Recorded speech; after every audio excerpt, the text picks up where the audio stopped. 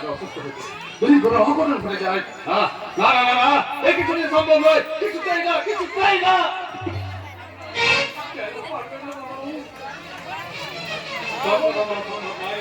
কেন সম্ভব হয় বর্দা?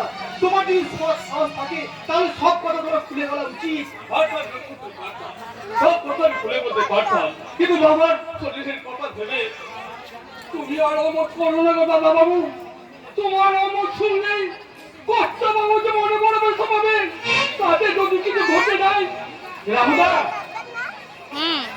কর্তা বাবু তো তোমার উপর বড় আশা করেছে গো দাদা নয়, তাই তো দিনরাত দাদা নয়। শুধু তোমায় খুঁজছে, আর গিন্নিমাকে বলছে ওর আগে যদি ধর বিয়েটা দিয়ে যেতে পারতাম তাহলে আমি শান্তিতে মরতে পারতাম।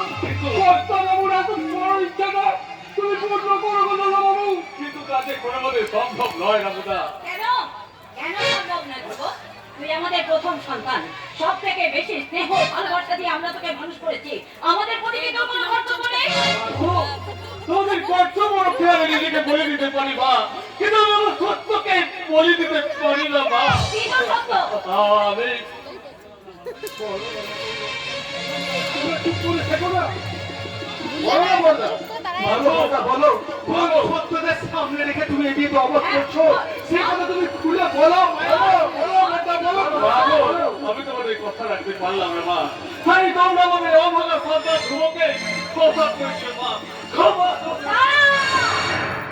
দাঁড়া ধ্রুব, তুই আমার শেষ কথা শুনে যা। তোর বাবার শেষ ইচ্ছা পূর্ণ করতে আর আমার কথা রাখতে তুই যদি আমার কথা মতো বিয়ে না করিস তাহলে শুনে রাখ ধ্রুব, তুই আমার মরা মুখ দেখবি।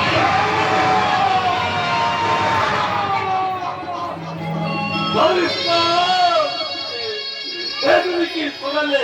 এই কথা শোনার আগে হলো না কেন?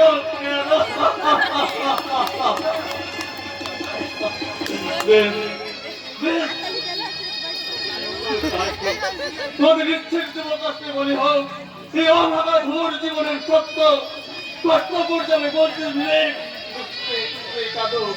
আমার ভিকারি আদর্শ হারিয়ে যান। তবু আমি তোমাদের মুখে হাসি ফোটাতে কথা দিলাম, তোমাদের কথা মতো আমি করবো।